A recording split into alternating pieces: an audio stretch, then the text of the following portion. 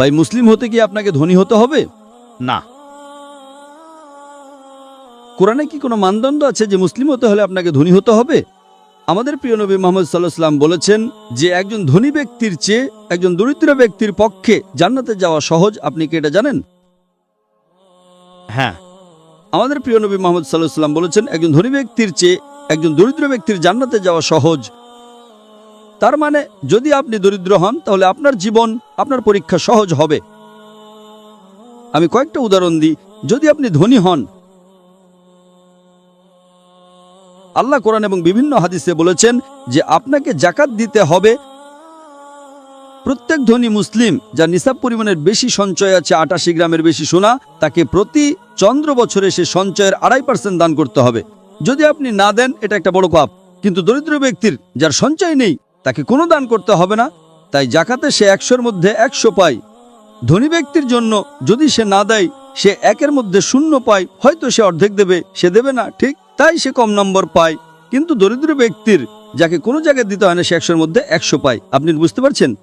হ্যাঁ। তাই বিভিন্ন পরীক্ষা আছে, এমনকি দরিদ্র মানুষেরও পরীক্ষা আছে, এমনকি ধনী মানুষেরও পরীক্ষা আছে। কিন্তু ধনী মানুষের পরীক্ষা কঠিন। এবং এক প্রিয় নবী মুহাম্মদ সাল্লাল্লাহু আলাইহি ওয়াসাল্লাম, আপনি জানেন, তিনি বলেছেন যে আপনাকে দান করতে হবে। তাই এক সাহাবী জিজ্ঞেস করলেন, ইয়া রাসূলুল্লাহ, আমরা কিভাবে দান করতে পারি? তাই তিনি বলেন যে বাজারে যাও এবং আল্লাহর জিকির করো, আল্লাহর নাম নাও, ইল্লাল্লাহ, এবং বলো আলহামদুলিল্লাহ, তাহলিল। এটা বাজারে সোনা বিতরণ করার মতো। যদি আপনি বাজারে উচ্চ স্বরে আল্লাহর প্রশংসা করেন তাহলে আপনি সোনা বিতরণকারী ধনী ব্যক্তির চেয়ে বেশি সওয়াব পাবেন। ভাই, আপনি কি কোনো ধনী ব্যক্তিকে বাজারে সোনা বিতরণ করতে দেখেছেন? আপনি কি দেখেছেন? না।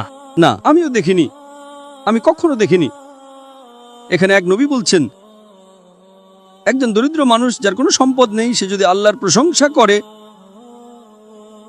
এবং বাজারে তাহলিল বলে, আল্লাহু আকবার, আল্লাহু আকবার, লা ইলাহা ইল্লাল্লাহ, ওয়াল্লাহু আকবার, আল্লাহু আকবার, ওয়া লিল্লাহিল হামদ, সে আল্লাহর প্রশংসা করে, তাহলিল বলে, হামদ বলে, নবী বলেছেন ধনী ব্যক্তির সোনা বিতরণ করার চেয়ে আপনি বেশি সওয়াব পাবেন।